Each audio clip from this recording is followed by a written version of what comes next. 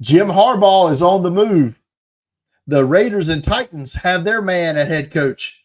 And we're going to break down the entire Senior Bowl roster coming up next on the Draft Countdown Podcast.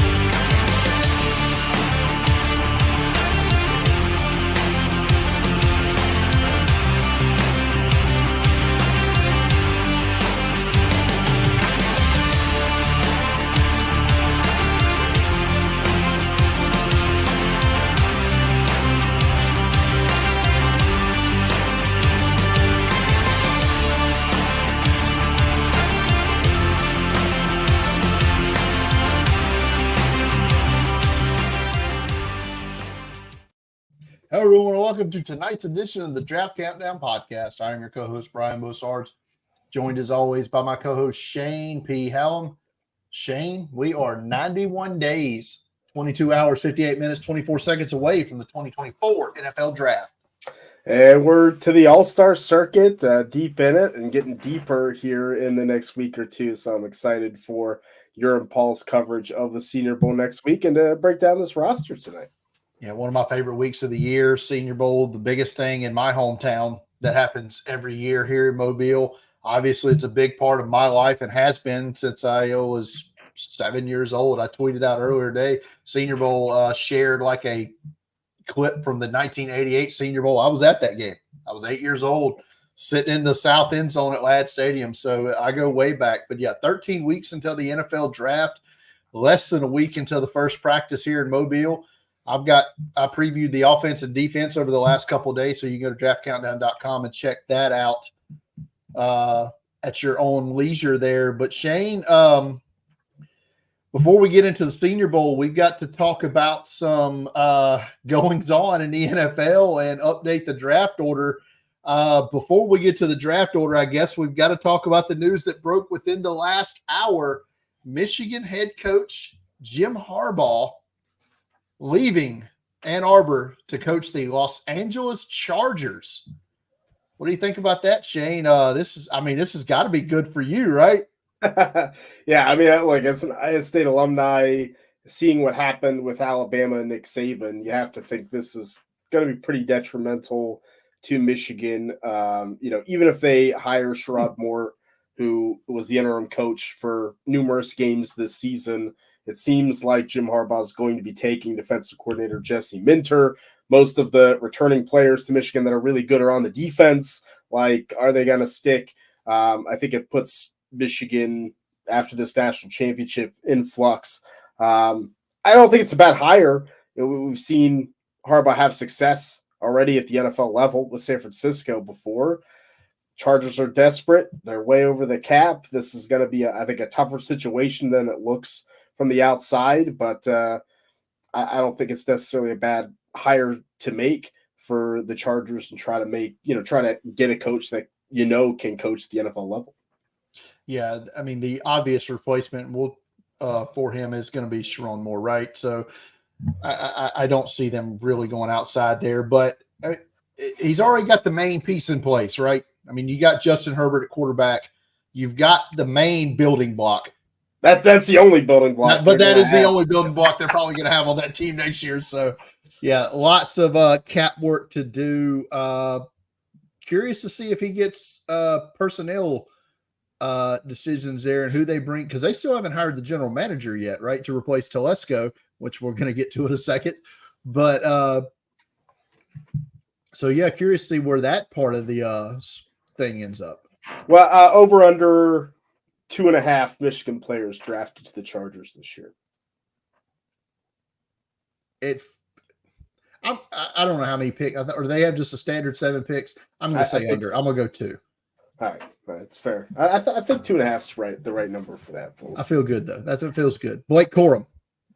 Blake Corum. Yeah.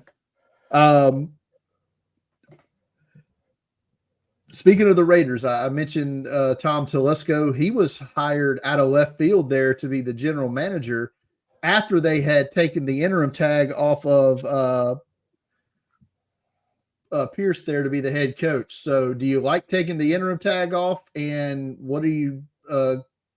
Telesco's drafting has been spotty.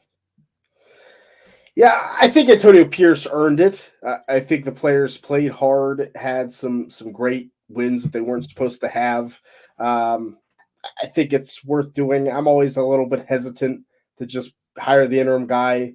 I don't know the stats, but it doesn't really seem to work out very well in most cases that I can remember. Some, Tom Sula and the 49ers, some like train wrecks that happened because of that. Telesco, look, I don't think he's a bad GM. I don't think he's a bad scout and drafter. Like, it definitely is inconsistent. Most teams are, but I just don't know what the upside is with bringing him in per se.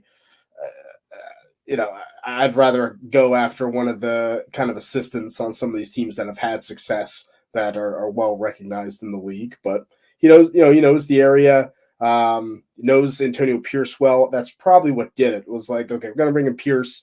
They already have a relationship, so it's not going to rock the boat to bring in Tom Telesco as his boss. Right. Every team has some misses, except for Baltimore. Apparently, they never miss with anybody. It's ridiculous. Other coaching news this week: the Tennessee Titans went to the Bengals and hired offensive coordinator Brian Callahan. Shane, this is good, probably twofold for the AFC North teams that aren't the Bengals and or the Browns, because you got to feel like he's going to take his dad away from the Browns, right? As the offensive line coach, you got to feel like that's coming. So, but yeah, happy for Brian Callahan getting that head coaching nod there. It's well deserved. The offense that they built around the last couple of years. Bengals not immediately, but promoted quarterback coach Dan Pitcher to offensive coordinator today officially. And I think everybody kind of knew that was coming. So, but overall thoughts on Brian Callahan getting the Titans job?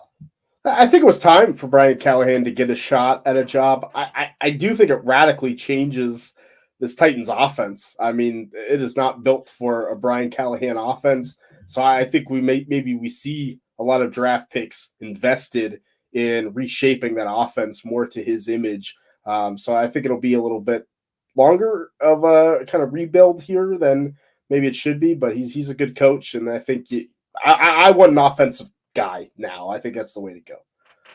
Yeah. I mean, it seems like the right call here when you're essentially said we're tearing it down to the studs, right? So you got the GM who's got 1 year under his belt now. You bring in the new head coach, and then you're going to completely change the offensive systems.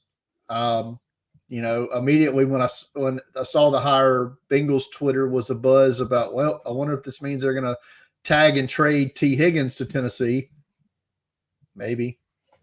Probably not. Probably not. I mean, what would you get? Pick 40 or whatever their second round pick is, probably. Yeah. I don't know. I don't think it's worth it. I think you just tag him and ride the year out. But so yeah. So we got 4 jobs still open now. Atlanta, Carolina. Who am I forgetting here? New England? No, they promoted Mayo. Right. Who are the other 2? Washington, we still have open, and Seattle. Yeah. So do we see Mike Vrabel land at one of those spots? Does Bill Belichick land what would presumably be Atlanta? Seems to be the job that he would be most linked to. Like they've interviewed. They just interviewed Mike Vrabel. They've interviewed literally everyone. I will say this: they are doing their due diligence. That is a fact. Hey, I like. Why not? Why not just interview everybody? What's stopping you? Why not? Yep. So, all right. I put this tag up here before today. And then I changed it to a question mark. Is this the final college football coaching carousel segment of 24? Because the two jobs that resulted from Nick Saban leaving a few weeks ago were finally filled, or I should say the butterfly effect of Nick Saban leaving. Those jobs were finally filled this week when San Jose State, who was replacing Brent Brennan, who went to Arizona, who was replacing Jed Fish, who went to Washington, replaced Caleb Bowler, who went to Alabama, replaced Nick Saban. But anyway, Ken Niumatalolo, the former head coach at Navy, gets that head coaching job at San Jose State. I like it. Well, I always liked Ken Niumatalolo. I thought he was a good coach. I was kind of surprised when that fallout happened in Navy and when his tenure ended. So I like that move. I'm excited to see what San Jose State does now. He did say in his presser or whatever that they would not be running the triple at San Jose State. The odds were slim, but I was hoping. Yeah, no, we don't need any more of that than we already have. No, we do not. That is a garbage offense. The other one that resulted from Alabama hiring Buffalo's head coach to be co-defense coordinator. Buffalo hires Pete Limbo, who was South Carolina's special teams coach, to be the head coach. But he is a former head coach at Ball State. So he has that MAC experience. I'm sure he'll do a solid job at Buffalo. Yeah, I was gonna say you're probably the expert on Pete Lembo. I don't know if I have too much to say. Shut up, Brian Lamb. Nobody wants the triple option. It's horrible. Yeah, triple option for life. Horrible triple option. All right, let's get to what we really need to talk about tonight, Shane, and that's where the Senior Bowl roster. Wait, hold on. I forgot to update the draft order. Yeah, got sidetracked. Sorry, everybody. So after results of this week, Green Bay picking 25th after that heartbreaker of a loss to the 49ers. Sorry, Miranda, you were that close to playing in the NFC Championship game. Tampa Bay going to pick 26th after their game against Detroit the other night. Arizona will be picking 27th by way of the Houston Texans, who played tight with Baltimore for about a half, and then the brakes kind of fell off on that one. And Buffalo, another heartbreaker, losing to Kansas City Sunday. And what was the most watched divisional playoff game in the history of the NFL? Peaked at 56 million people, Shane, watching that game Sunday. Rightfully so. It was a great game with two of the best quarterbacks in the league. I mean, that's what you want to happen. So it was a good game. I enjoyed it. Yeah. So, all right. Now we can move on to the Senior Bowl. I completely forgot about that. So anyway, all right. Senior Bowl, Shane. First practice coming up Tuesday. Players will start trickling into town here on Sunday and Monday. We are going to post the official measurements on the site as soon as we get them in and are able to get them entered. So check on, I think I scheduled that to go up Monday. Hopefully we'll have them by Monday afternoon, but if not, we'll get them up when we can. But we're going to go position by position here, Shane. So we're going to start with the quarterbacks, and we're going to try to, as we know them, talk about them on each team that are playing, because in the practices, you're practicing against your own team, right? In the game, you're going against the other team, but in the practices and in the one-on-ones that everybody care so much about, the scouts and us, you're seeing them basically against each other. So we're going to try to keep it team by team here. So let's start with the American team quarterbacks, and they have 4 of them on the roster here. We're going to have an odd number of quarterbacks, 4 on one team, 3 on the other. It seems that's how it's broke down. But the American team quarterbacks are Carter Bradley from South Alabama, Spencer Rattler from South Carolina, Joe Milton from Tennessee, Michael Pratt from Tulane. I mean, I think it's a solid group of kind of day 3 quarterbacks, right? I mean, this is really how you fill out the Senior Bowl roster. Maybe a Rattler or a Pratt could sneak into day 2. But I'm kind of excited to see Spencer Rattler has that, the arm, the physical profile. Joe Milton has the arm, the physical profile. See those two guys back to back. for sure. So, yeah, I think it's solid. Yeah, I'm with you. You're going to see the big arms with Rattler and Milton. Right. Get down the field. I know it's going to be basically against air, right, in practice, but you want to see Milton throw a catchable ball here, right? It's something that he struggled with. And if he struggles with it here, he's pretty doomed, right? We can pretty much call it off.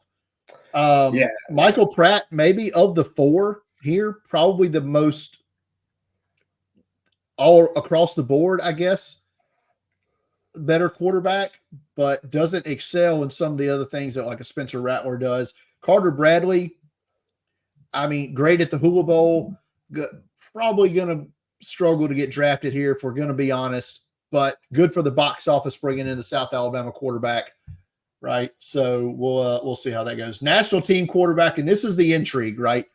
Because remember at the Combine last year, what was great was seeing Anthony Richardson and C.J. Stroud throw back-to-back in all the passing drills, right?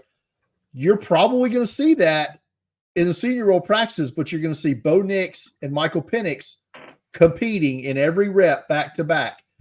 And so that's going to be fun to see, right? Because those are your two potential first-round quarterbacks, right, that people are talking about from this group. So that's the winner of practice. And awesomeness is Sam Hartman.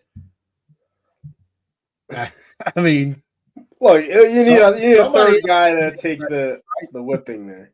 Yeah, somebody else had to be on that team.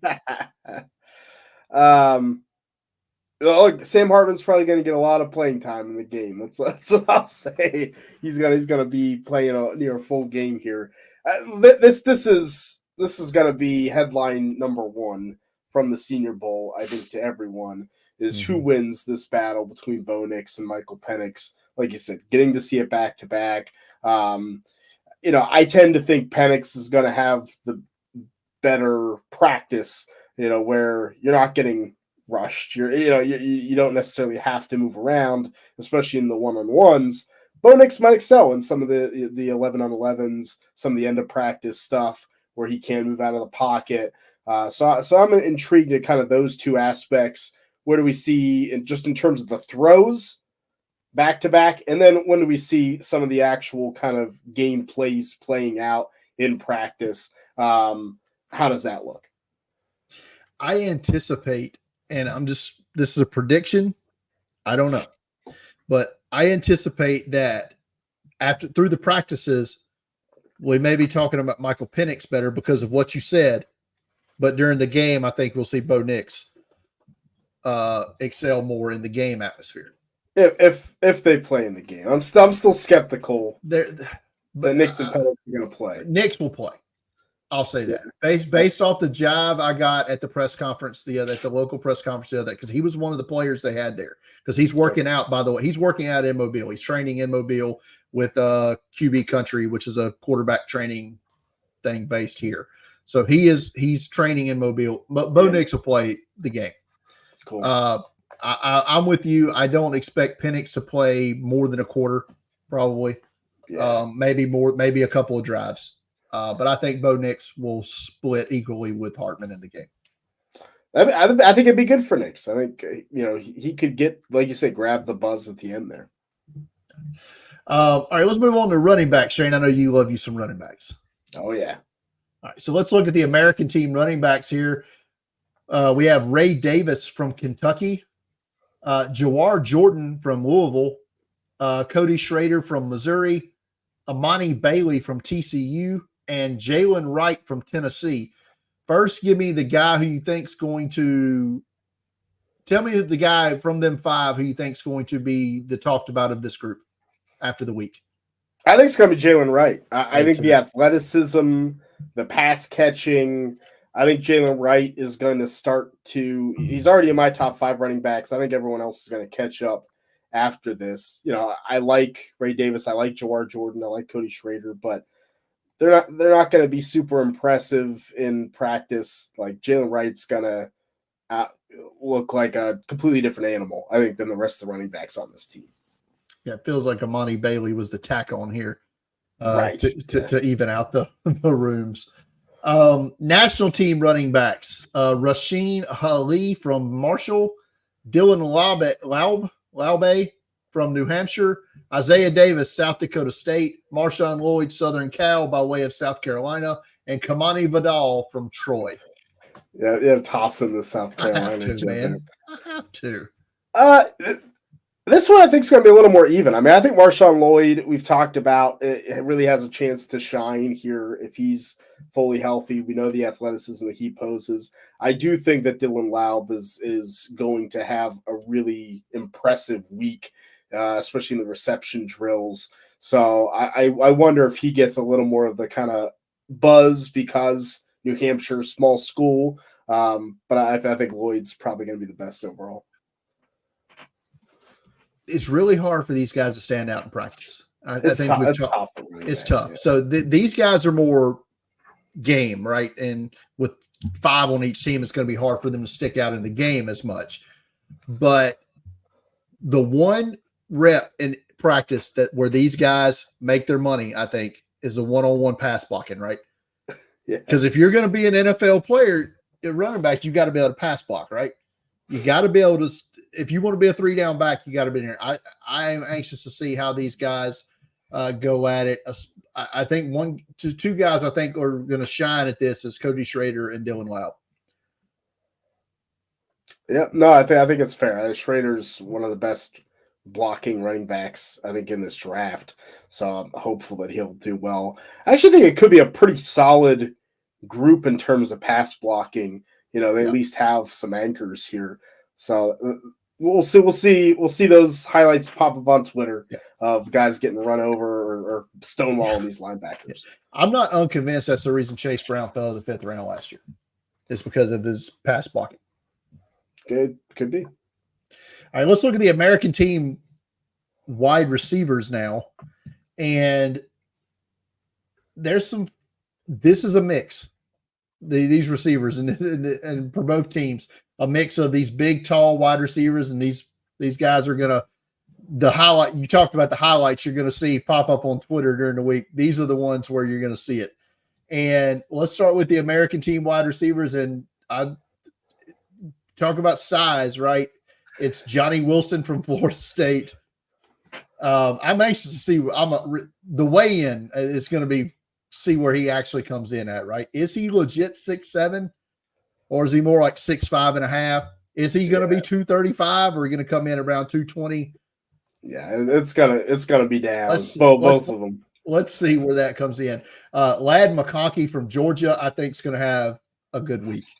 Marcus Rosemy-Jacksaint, Jamari Thrash, another guy I think could be in line for a big week. You know, I love me some Xavier Legette, and it's going to be fun watching him out there. Jordan Whittington from Texas, Aniyah Smith, another one of those slot guys that I think is going to have fun. I don't know I'm going in not expecting much from Jaquan Jackson from Tulane. Hopefully, I'll be surprised by him. Yeah, look, I think Ladd McConkey is probably going to just eat up in that route running. You know, that's what we saw last year from Tank Dell, right? What really propelled him ultimately. So, you know, I think we'll see that. But I think Xavier Legette has that opportunity if he has enough wiggle in the one-on-ones at his size. Same thing with Johnny Wilson. Like if he can actually perform, Johnny Wilson, Florida State, can actually perform, it's going to be impressive. Can he separate? Right. It's Johnny separation in practice. If Johnny Wilson's stiff in practice and can't separate, then we're like, well, what are we doing here? So yeah. I think it's what we get this group. Underrated Jamari Thrash from Louisville, I think, has a big week. National team wide receivers has some fun guys too, starting with Jacob Cowing from Arizona. Another guy I think could be Dell-ish, if you will. Let's make that a word now. Dell-ish. Same with Ricky Pearsall from Florida. Yes, those two. Yeah.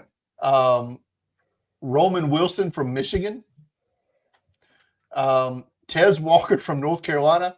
Maybe talent-wise, maybe the best receiver here.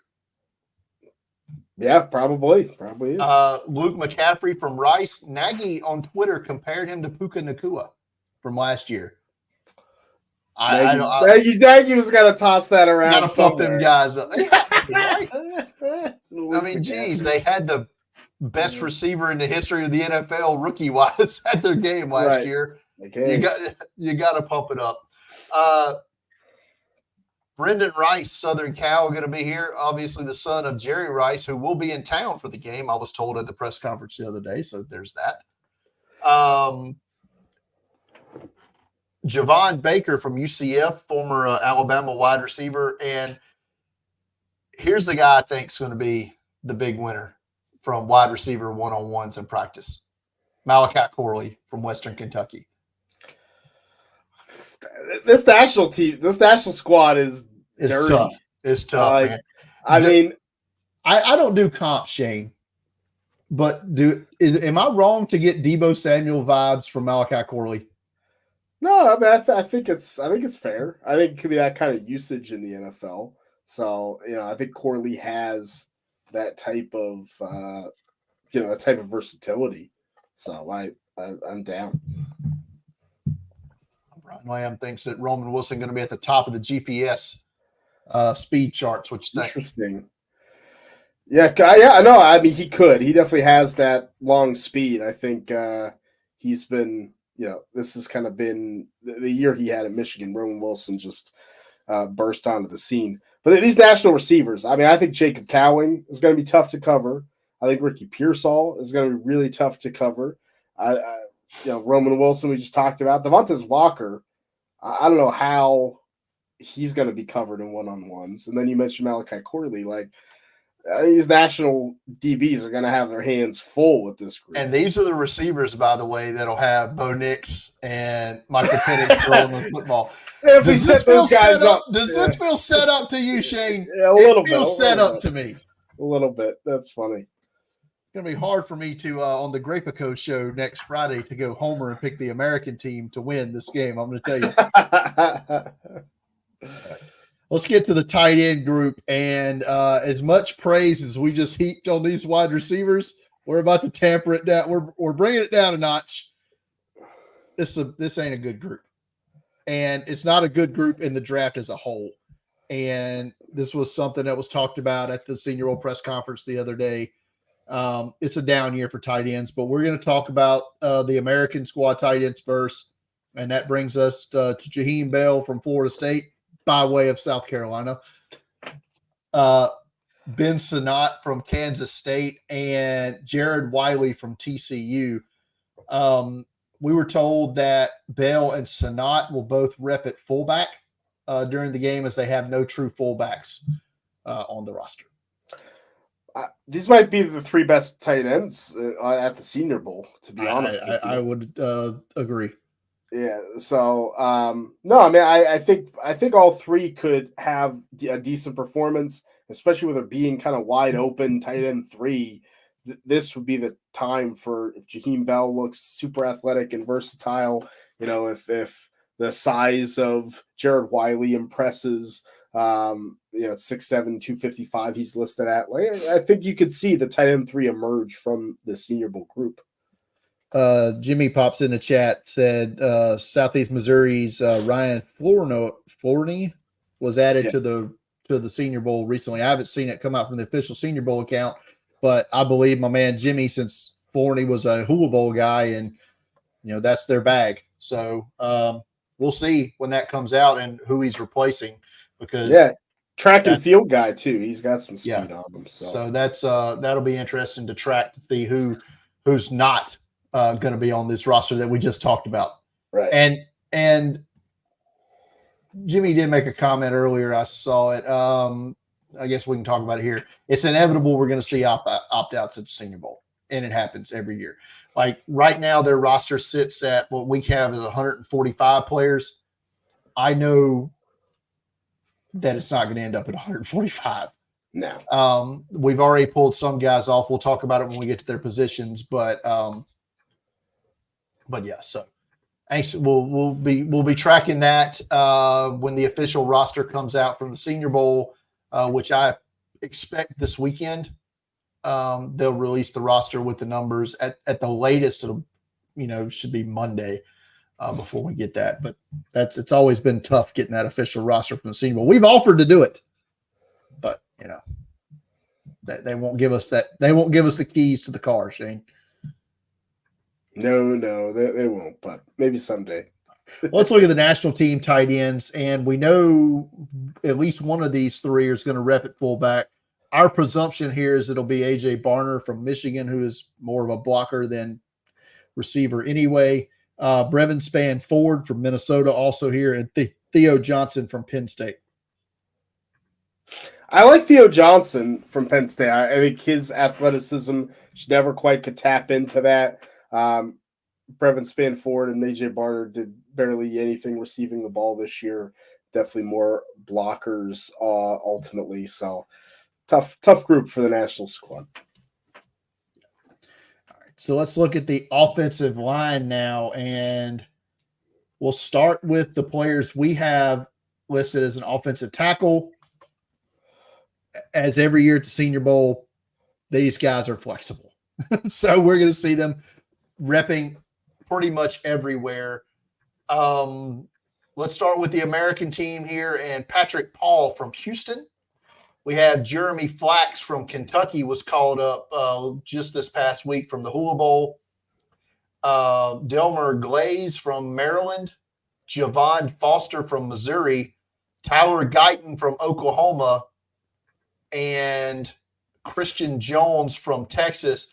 Big name here is Tyler Guyton, right? Yeah, Tyler Guyton from Oklahoma, potential first-round pick. Maybe, perhaps we see a Darnell Wright type of rise for him at the Senior Bowl. But it's a pretty good – I think the American tackles are pretty good. I mean, Patrick Paul from Houston's got the long arms. I think he's – day 2 type pick. Javon Foster from Missouri had a great year in the SEC. This could boost his stock up. I think Christian Jones from Texas is underrated. Maybe early day 3 pick, late day 2 pick. So pretty solid group.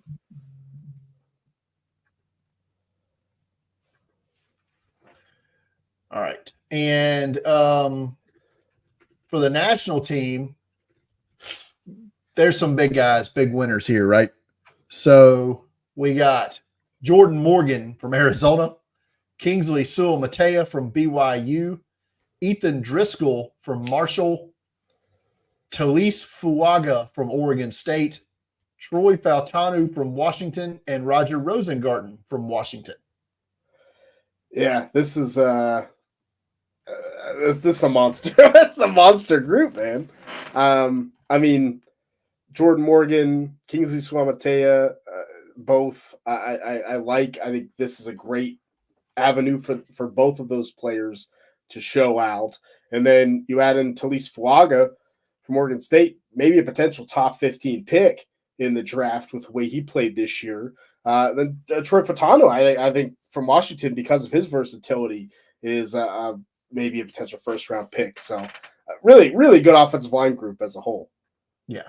I mean, you've got at least 3 guys here who could play their way into that range: Morgan, Sewell-Matea, Paul, and then Guyton, Fuaga, excuse me, and Fautanu, I think are solidly in round 1.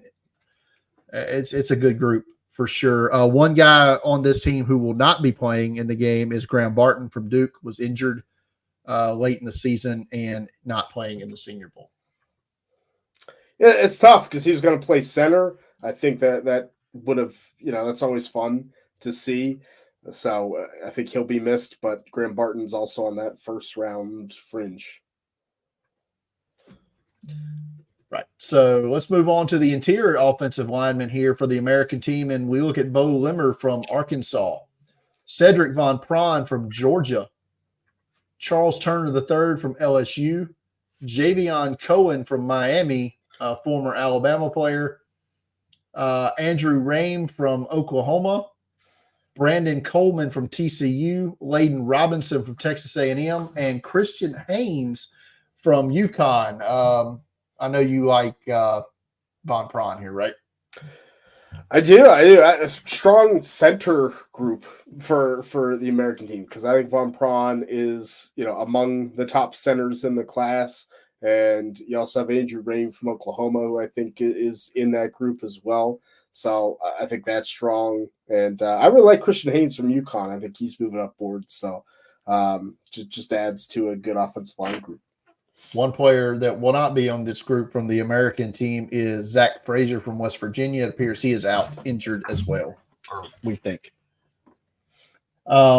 National team interior offensive lineman. We start with Kingsley Egwakun from Florida, Isaiah Adams from Illinois, Dominic Puney from Kansas, Cooper Beebe from Kansas State, Ladarius Henderson from Michigan, Trevor Keegan from Michigan, Jackson Powers Johnson from Oregon, Satoa Laumea from Utah, and Tanner Bortolini from Wisconsin.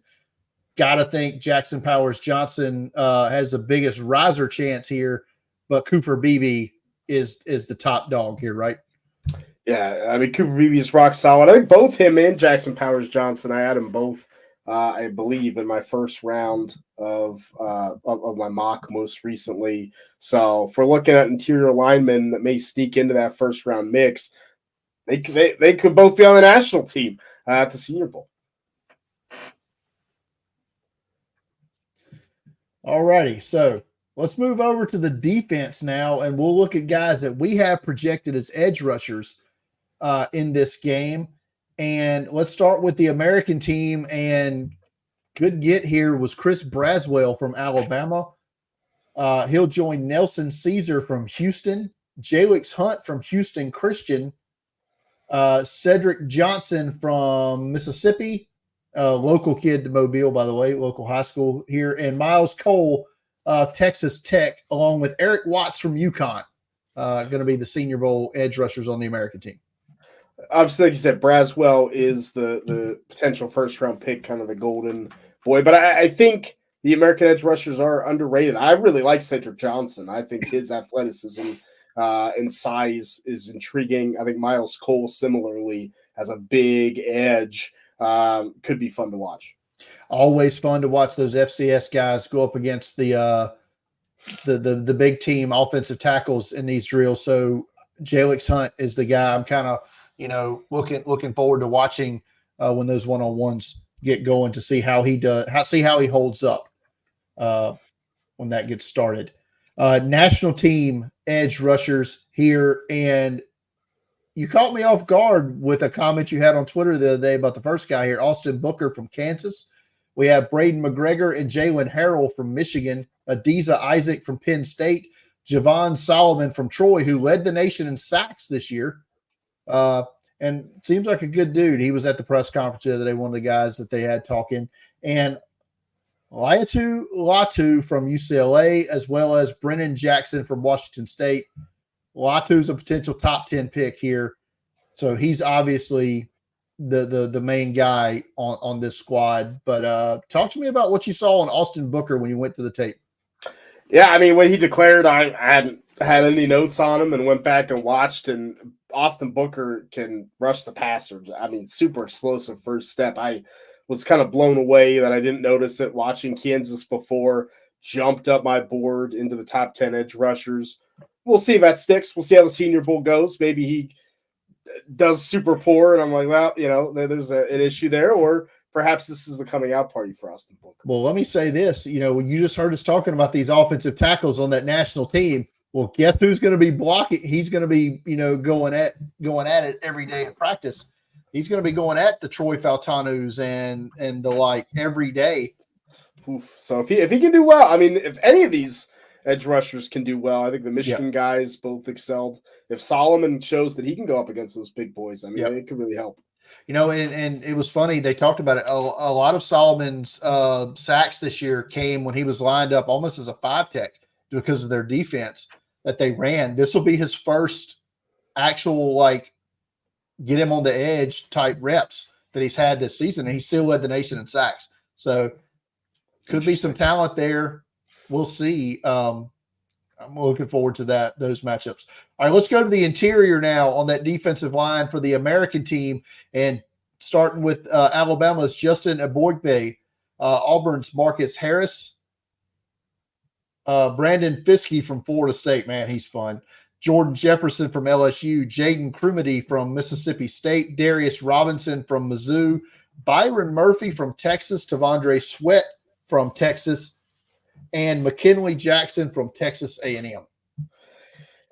Really, really strong interior line group for the American team. I mean, I think Braden Fiskey left us with a really good taste in our mouth, right? Dominating in that ACC championship game.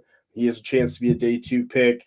Byron Murphy getting first round buzz at this point. So if he goes out, and he's kind of top of my rewatch list. So I'm going to wait for the Senior Bowl to happen and see how that adjustment goes. But I love him. I love Tavondre Sweat as well. And I know McKinley Jackson was had some talk there recently.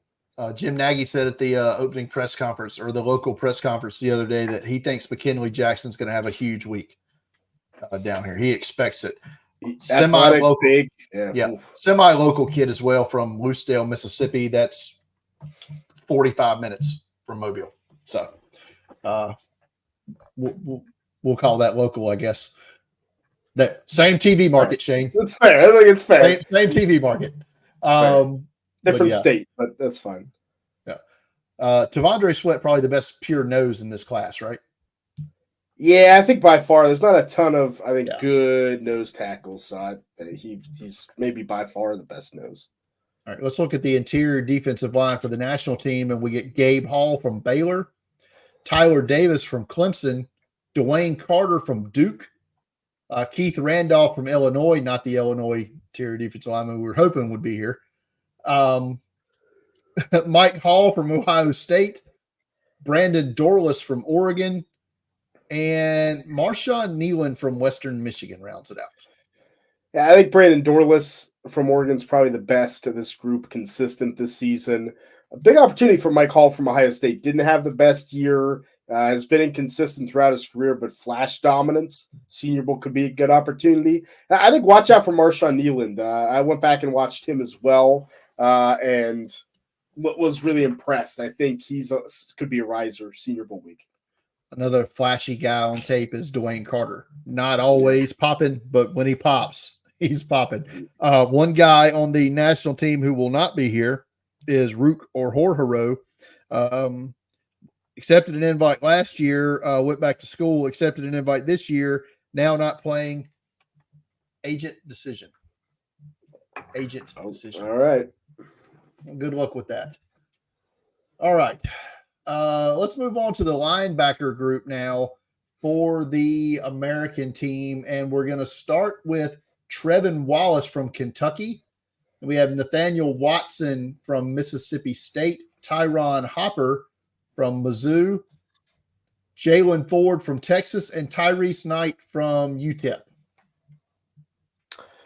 Yeah, I think a solid group. I think linebacker as a whole doesn't quite have as much depth as usual in this class. So I think it hurts a little bit.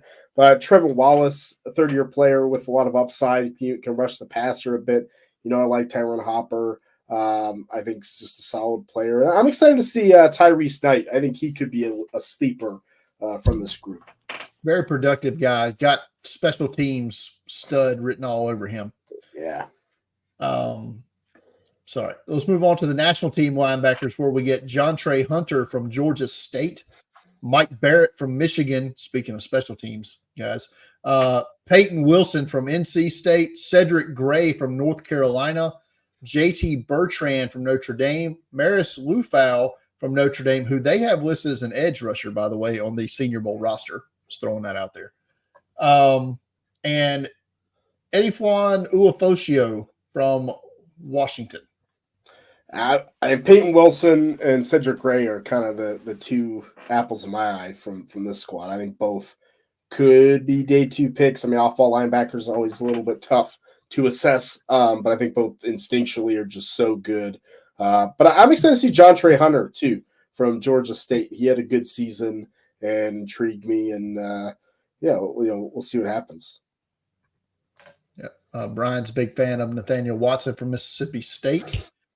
There, with Tommy Eichenberg from Ohio State will be out of this one, will not participate. Injury there with him out. I stacked it. Wilson, as the top linebacker in this group. I think Gray right behind him.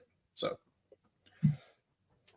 all right. So let's move on now to the defensive backs, and then we'll finish it up with the specialists because I know, Shane, you love talking about special teams. Yes. Right. Yeah. Well, let's start with the corners that we have here on the American team.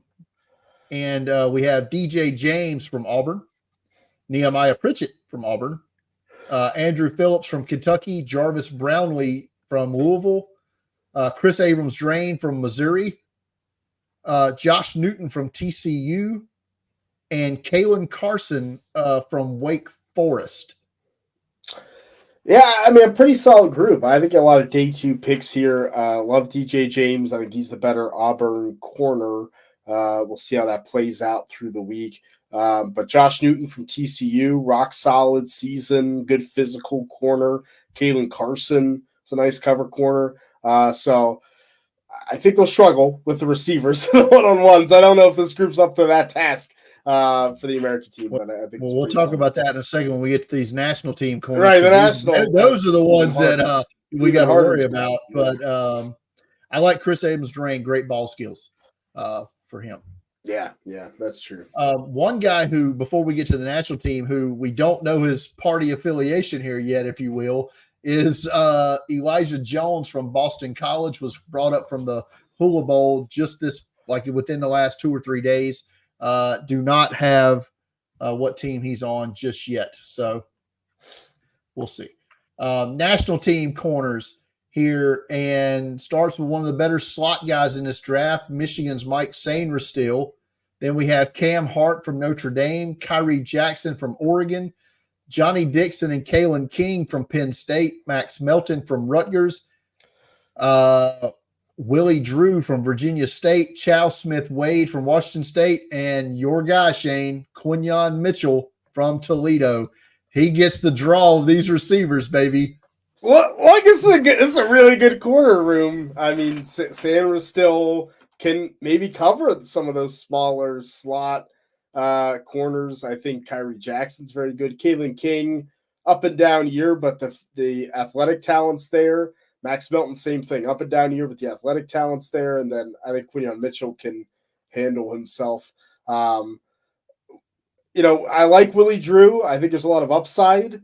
I think this is a tough draw of team for him for day 1 against some of those. I kind of feel bad for Willie Drew. I got a feeling he's going to go the way of the corner whose name escapes me now, but it was from out of Wakita Baptist a couple of years ago that just failed miserably in the assignment when he came down here. Yeah, at least I think he was a call up, so I think Willie Drew can handle himself a little bit better. But I think it'll be a growing process through the week. It could work out for him he's a speed guy, right, Willie Drew? Right. So if by day 2, day 3, he's covering Tez Walker, you're taking notice, Yeah. One corner who will not be at the game that was originally here is Enos Rakestraw Jr. from Mizzou, out injured. Yeah, which is unfortunate. He's super talented. All right, let's move on to the safety group, and we'll start with the American. And let's just preface this by saying the safety group got a big influx here from underclassmen for the Senior Bowl. I mean, this group wasn't looking so hot, and then the underclassmen came in, and all of a sudden it's one of the better groups of talent at this game. So let's start with the American team here, and Jalen Simpson from Auburn. Then you have Javon Bullard and Tyke Smith from Georgia, Bo Braid from Maryland, James Williams from Miami, who will play linebacker in the game, I should note, Cameron Kinchins from Miami, and Malik Mustafa from Wake Forest. Yeah, you can see the underclassmen really injecting with Javon Bullard and Cameron Kitchens. Both are top safeties in this class. I'm excited for Jalen Simpson from Auburn, who has some of those ball skills and coverage skills. Safety can be tough to evaluate, but I think really getting up close, I'm just to see what you and Paul see in terms of hip flexibility and some of the little things. I think is easier to see in person than on film too. Jimmy says several safeties got kind of snubbed to the underclassmen, probably, but we got the best ones here. unaffiliated at the moment is Evan Williams from Oregon, who was added yesterday, I believe, or last night, was brought up to the roster. Which, when you're bringing in a guy that late, that means one of these guys ain't gonna be here. So It's going for sure. we'll figure out hopefully soon who that is. For the national team, we start with Josh Proctor from Ohio State, the rare Ohio State Buckeye that Shane's not the biggest fan of. Keaton Oladapo from Oregon State, Cole Bishop from Utah, Sione Vaki from Utah, and Jaden Hicks from Washington State. Again, the underclassmen here are the shine with Bishop and Hicks. Yeah, both really good players. I mean, I like Sione Vaki as well. I think both Utah safeties. Vaki got some carries this year. Like, he's a versatile weapon. And Oladapo's fun to watch from Oregon State. I mean, he's a missile and has a lot of potential. So, like you said, the safety group turned into a really good group. Real good. All right. Quickly, let's talk about the kickers. Josh Carty from Stanford will be for the national team. Will Reichert from Alabama, obviously going to be on the American team. Yeah, I mean, Carty's my kicker one. I think it's close with the Shrine guys. I think Reichert is a step behind. You know, he's an accurate kicker, but not a big late guy. So maybe could get drafted late, but it's Alabama. I guess they had to put him in. The man is the all-time leading scorer in the SEC. Did you not think he wouldn't be here? No, look, I that was my first one I placed. You had to. Right? They already invited last year. Them's the rules, man. We don't make the rules, but if you're a specialist of any note at Alabama or Auburn, you're probably going to be here, right? So, the punters, I mean, Tory Taylor is a stud right here for the national team, and the American team gets Austin McNamara from Texas Tech. Yeah, I mean, I think Tory Taylor could go in the 4th round of the NFL draft. He's that good. I'm excited to see, what Paul's going to be locked in on this punter. So I'm excited. 100%. I think McNamara's drafted too. So yeah, Paul was given that assignment already. Yeah, I'm sure. Break out the stopwatch, baby. All right. Quickly, the long snappers. The American team gets William Mote from Georgia. National team gets Peter Bowden from Wisconsin. Yeah, look, this is where you need the stopwatch. You need to see how fast that snap goes. So Paul's going to be busting that out. I think William Mote, neither of these guys are going to get drafted, but I think both make a camp. No long snapper should ever be drafted, ever. I don't know about that. But I'm just saying. I've never seen one that deserves to be drafted.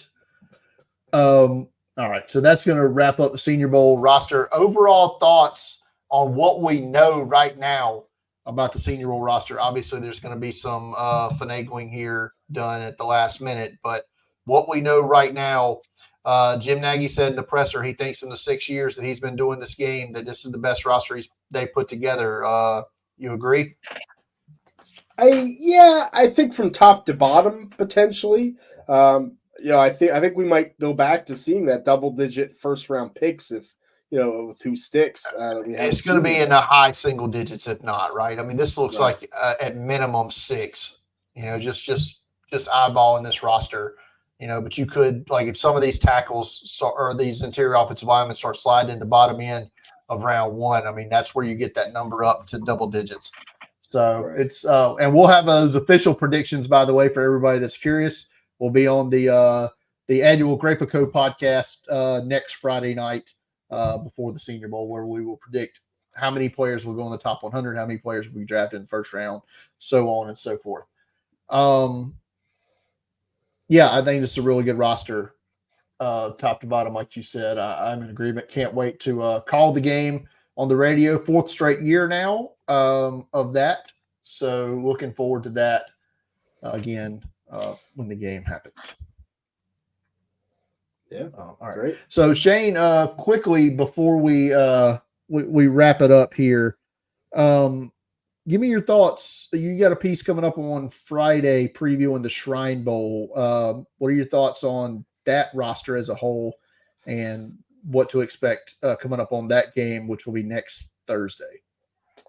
Yeah, I mean, you could definitely check out the article. It's not the best Shrine roster that I've seen. Unfortunately, called up a lot of the good Hula Bowl guys. I definitely note some of them that that I liked, but it's kind of a rough roster, really defined. Even find draftable players on some of these position groups that I'm like, okay, definitely got them. The offensive line strong, I think, because it's such a deep group. But outside of that, defensive line's pretty strong. Outside of that, it's pretty weak as a whole. I was surprised. You know what this roster is?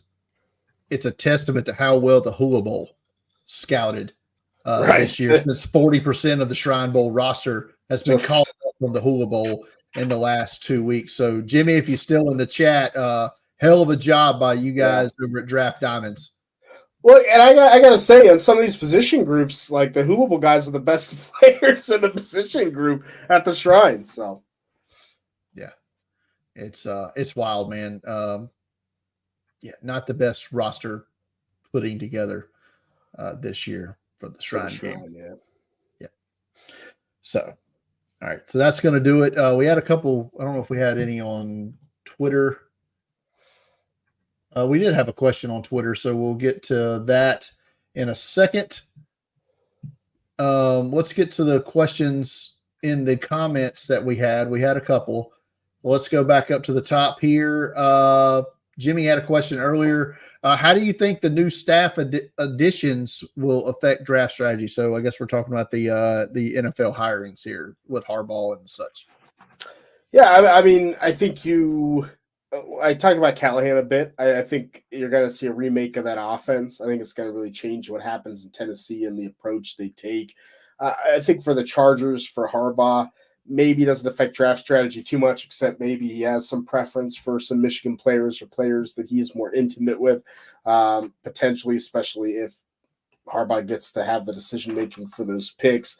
But that Charger roster is going to be weak, so I think they're going to need everything by the time we get to the draft, ultimately. But I'm interested to see some of the other teams still have openings: Falcons, Seahawks. I think that's where we could get some big draft strategy changes.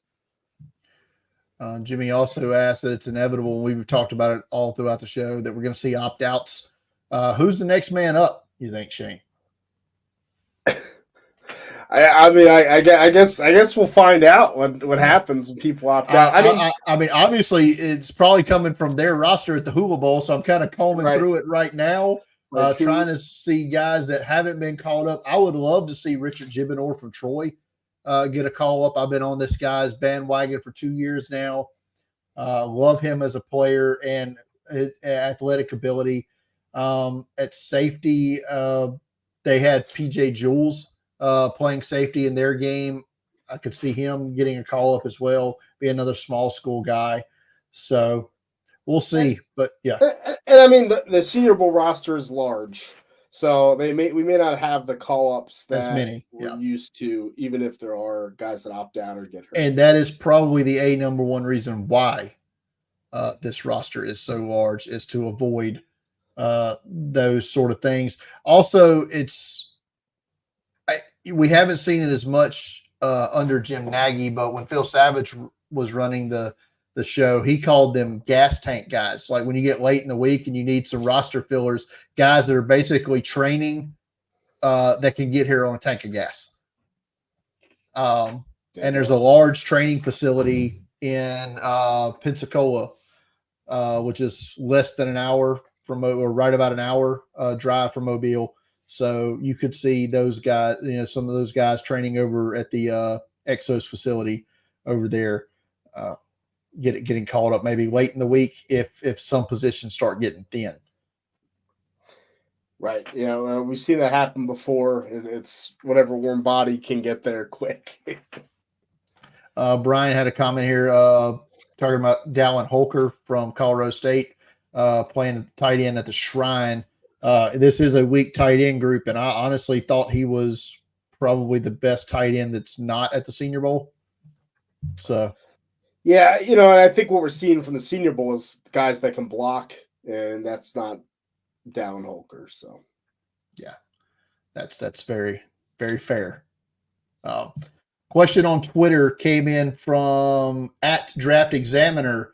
Ask, is Jahdae Barron going back to Texas or attending the Senior Bowl? He went back to school, correct? Correct. He pulled out of the Senior Bowl, went back to school, similar to Quincy Riley. Yep. Same deal. Yep. So, all right. So that's going to do it for tonight's Senior Bowl, massive Senior Bowl preview edition of the Draft Countdown podcast. Final thoughts, Shane, on everything that we've had going up this week and everything coming up on the site. I have a 2025 mock coming out on Monday. I wanted to fit one in after the underclassmen deadline, and this is a kind of it because after the Senior Bowl, I really want to update. So I have that, but I'm excited for you and Paul. Have a good time down in Mobile. Hit some of these podcasts next week. You'll have to tell everyone what you guys are doing, and hope you have a good time. Yeah. So the podcast schedule next week, you'll be seeing me every day. Except for Monday.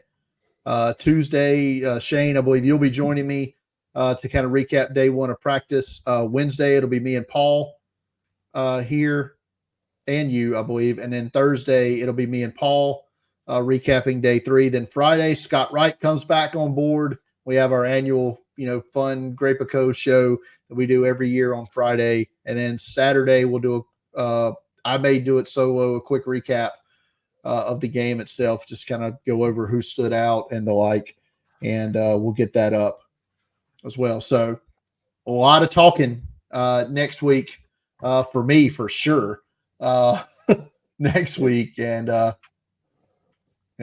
Jimmy thinks you're not. Oh, don't worry, Jimmy. Shane chose violence by dropping a 2025 mock on Senior Bowl week. He's 7 rounds. We're going all 7 rounds too. He's going to get lit up. On Twitter. I love it. But that's going to do it for tonight's episode of the Draft Countdown podcast. As always, if you're new to the channel tonight, coming along for the ride, hit that subscribe button, and you're definitely going to want to hit that notification bell because we're maybe not going at normal times next week. We still haven't kind of decided that, but if you got that notification bell on, you'll get notified when we go live each and every week for this show. If you listen to us on the audio version of this, be it on Spotify or Apple Podcasts, give us a 5-star review, share that out amongst the peeps there, and so they can also get in tune to all this Senior Bowl stuff that we're going to talk about. You can follow me on Twitter @DeepFriedDraft. Follow Shane on Twitter @Shane P. Hallam. Follow Draft Countdown on Twitter @Draft Countdown. And for all of your NFL draft needs, go to draftcountdown.com, where we have wall-to-wall Senior Bowl coverage coming up next week. For Shane, I'm Brian. Good night, everybody.